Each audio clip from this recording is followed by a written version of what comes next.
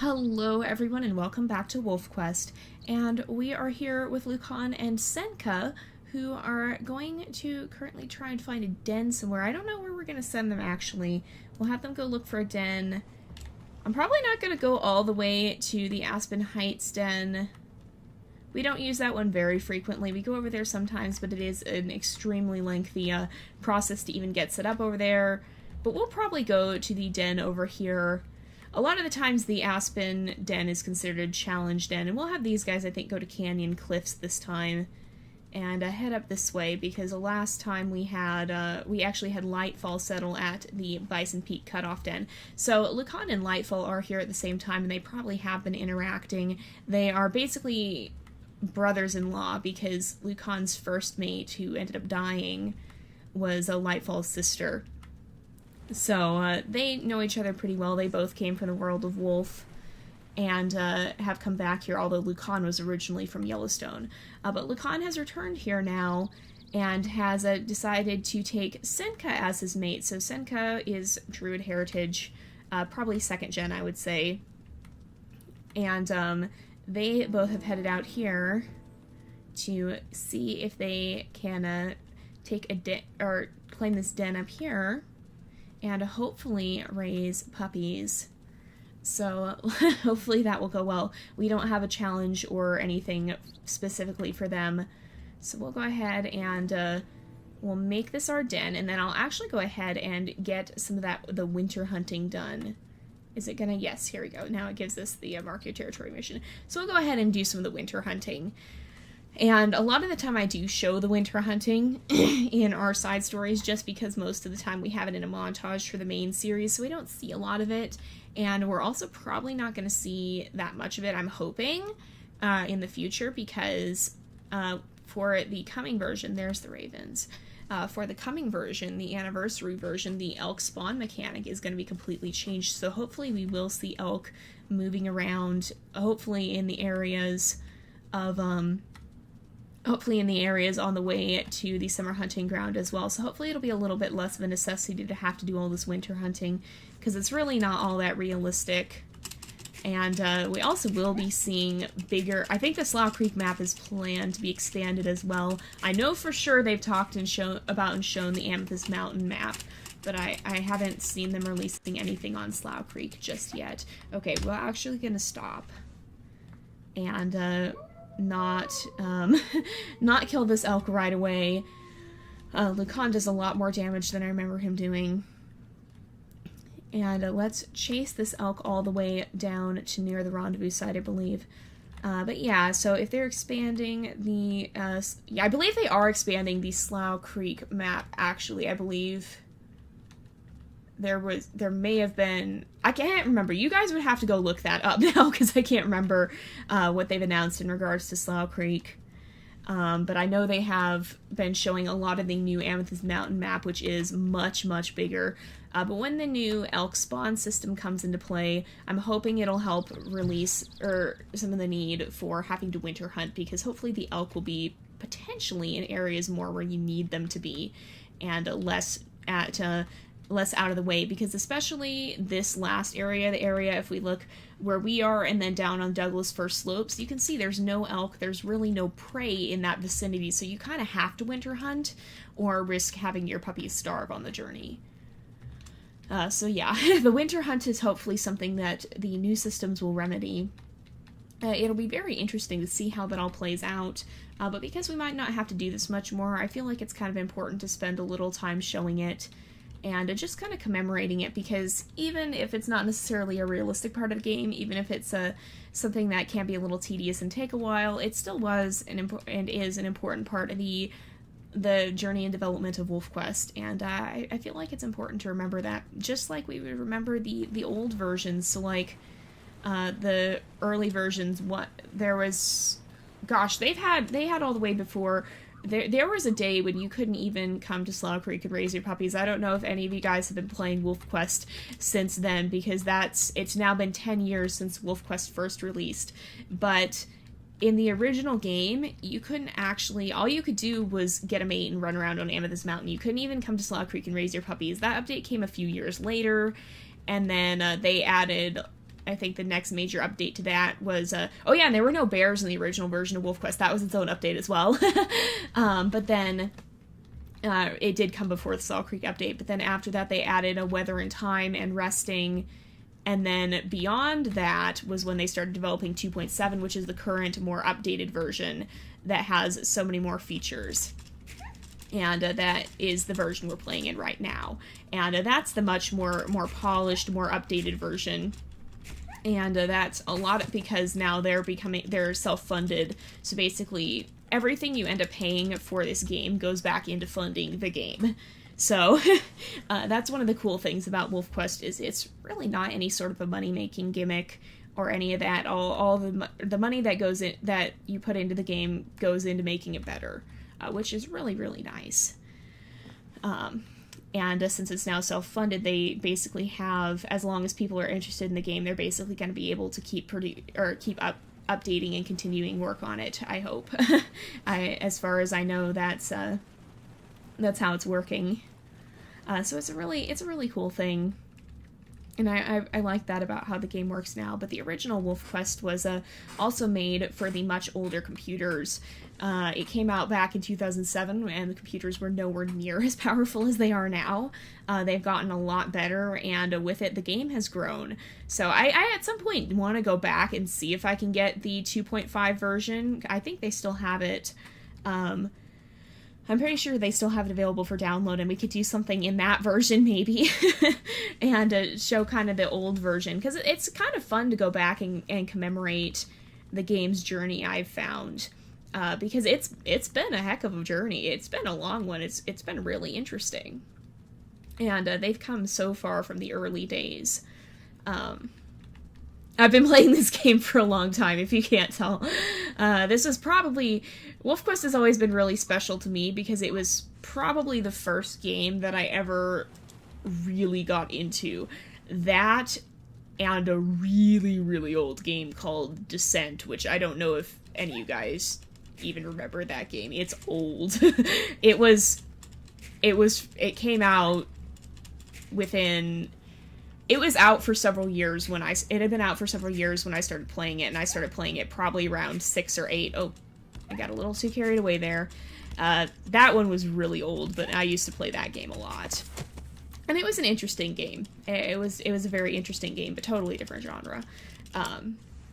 But other than that one, and then Zoo Tycoon, and then WolfQuest were the 3 main games that I ever got into when I was younger. They were really the extent of my gaming at a young age, and so this game has really been a special part of my childhood for me, and it's been so fun to get to watch it grow, and then eventually later on in the more recent years to be a part of that journey through being a beta tester and a forum moderator. It's been really neat to after having spent so much time with this game. There's Senka. Senka wasn't helping out too much early on, but I guess Lucan did get pretty into it. Although we do want to make sure this elk runs a little further before we start attacking than the last one. Although that one did end up well placed. But yeah, it's been really cool to be able to finally end up being a part of this game's journey too, after having played it and watched it grow for so long. And I'm really excited to see what the future holds. So far, this game has... in my opinion, this is still one of the most incredible games out there, just knowing its origin and where it is today and how it got there. It's a very incredible game in all respects. Even if it's not the most popular game, even if it's not as well-known a title as a lot of the MMOs that are out there, it's honestly got its own incredible story, and I love that about it. But anyway, there's me going on and on about how much I love WolfQuest. But yeah, this is a very sentimental game, and it's been very cool to come back to the game that I've been playing for so long, and to help inspire interest in others about it by playing it here on the channel. So yeah, it's been a very interesting and very a cool thing to experience. I don't know if I ever talked about my origin as a gaming channel. I don't even know if any of you guys are really interested in that. But I remember distinctly a few years ago I think it was my cousin talking about how he wanted to get into video game channels, and me being, I was hardly on, I must say, I was not very much on the internet at that point. Again, I was mostly on WolfQuest. That was the extent of my internet at that point. I was not a big internet person even. But I remember thinking people do that, and I couldn't ever have imagined seeing myself do that. I couldn't have ever imagined getting into video gaming or on YouTube. I didn't even know people really gamed on YouTube at that point. That was how little I knew about the gaming world. I always thought that the gaming people at that point it was still the stage where a lot of people thought of gamers as living in their parents' basement playing games and not having a job, because there was a stage when people thought of it as that, whereas nowadays it's become more of a legit profession in many ways, because people can play games on YouTube like I do. People can, there are huge tournaments. There's actually a lot of things you can do with being a gamer now, but back then it was kind of thought of a little bit of a lazy thing to be doing, much more than nowadays. And I remember thinking, people do that? And I would never have any interest in that, but it was a few years after that I really saw any of the gaming videos, and I realized that the kind of content people were actually creating with these games was honestly pretty cool. I think the people who inspired me most were Ethos Lab and Siri Pixel Biologist.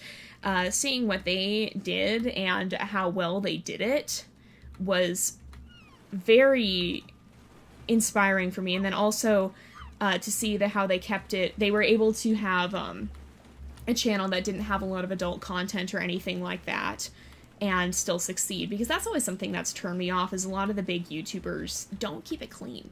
And for me personally, that's a big important thing. And I think we're gonna have to try an attack in the water. This is how we ended up under the water last time. Alright, oh, she's running. There we go. She's up on the bank. Okay. There we go.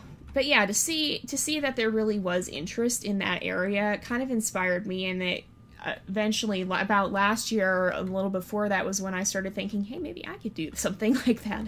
And lo and behold, I decided to try. I actually started out making Minecraft videos, because that was more, I don't know. I don't know why I started with Minecraft as opposed to other things.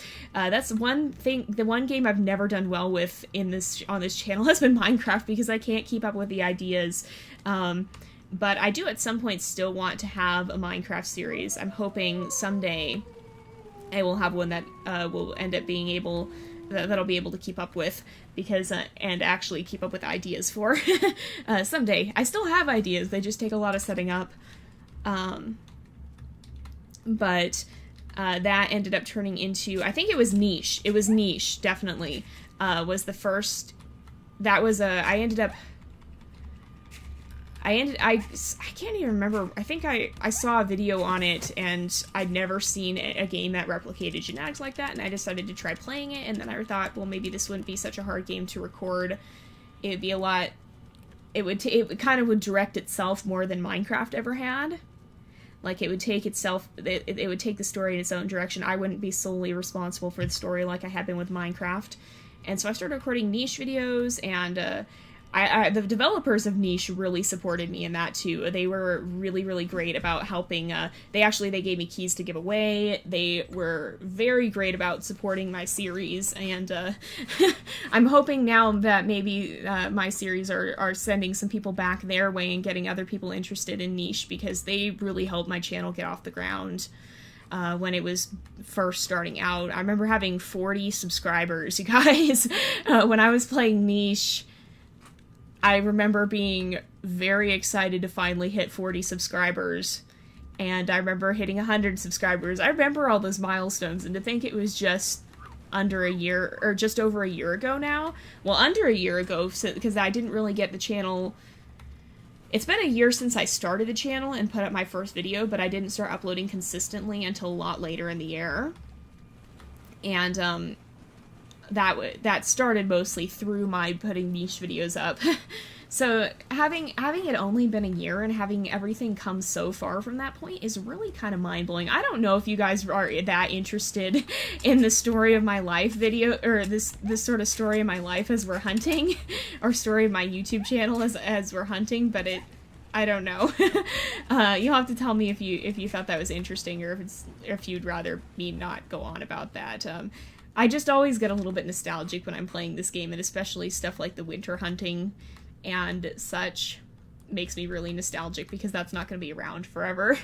And well, that may be a good thing in some respects. It's also going to be a big change, and it's going to be something I look back on and go, oh, I remember having to hunt every winter. No, don't bite again. You will stop her from you will make her stop wherever you bite her again. But yeah, it's something that's not going to be around forever, so I do get a little nostalgic thinking about that. But yeah, so Niche was the first game that I really started playing legit on this channel, and that I really had an ongoing series, and that I really had people interested in. There wasn't too much interest in my old Minecraft videos, and in all honesty and fairness, I know I've come a long ways from those original videos. I'm glad some of you guys still like them, but they're old and I didn't know what I was doing. I hope at the very least they might inspire some of you who are looking to start your own channels to go back and go, wow, okay, that was how Jay got her start. Because you guys seem to really like what I do nowadays. But yeah, anyway. But after Niche, I did start playing WolfQuest within the year. It was obviously within the year, within a couple months. I had my Niche series, and then we started out in WolfQuest with Katari and Terrell. And that was... I think WolfQuest was my second main series that I did. And then after that, it kind of just grew from there. You guys showed interest. You started suggesting games of your own that you wanted to see me play, and it kind of just went on from there. I started playing games like Shelter 2. I started playing a lot of different games, most of which were ones you guys had said you wanted to see. Okay, it looks like the herd respawned, I think. Did it? Okay, no it didn't. But yeah, so that's just kind of an a little bit of an interesting story about how my channel got started. But yeah, a lot of my interest in gaming, and especially in this genre of gaming, was due to WolfQuest. And so this game has always been a very important game for me. Oh, there's the elk. They're stuck over here. But yeah, this game has always been one that has played a big part in my journey, both personally and as a YouTuber. Oh, be careful. Senka! Okay, yeah. She's okay. I was a little worried for a minute. She walked right by the bull elk, but she's okay, thankfully. And let's go this way. Oh, all right. She's gonna keep attacking. I'm gonna let that happen. We need one more elk in between there, I think, and then I'll probably go ahead. I'm gonna actually have her stop, I think. I'm probably going to go ahead and finish up the rest of the winter hunting off camera, because we're about almost 20 minutes in, and that's usually where I wrap up the episode. Let's go this way. Actually, back when I first started this WolfQuest series, we had 30-minute episodes too, which was kind of nice, but it definitely was a lot more of a toll on me, and it was a little bit long. I found there's sort of a balance. 20 minutes is about a good balance for still having lengthy and good quality content, but it's also not too long to the point where it drags out. And that, honestly, that's most TV shows are either 20 or 40 minutes long, so I figure there's probably something to that, to those numbers. There are probably some good numbers in there. So now we have 20-minute episodes, but we also have more of them because of that. So anyway, though, I think we're going to go ahead and wrap up the episode here. I'm going to finish up. We got the journey basically hunted. I'm just going to do a little more hunting around the den area off camera. And then we will be back tomorrow to keep on and start with raising the puppies. So anyway, thank you guys so much for watching. I hope you enjoyed the episode. Don't forget to subscribe, and I will see you guys next time. But until then, this is Jay, over and out.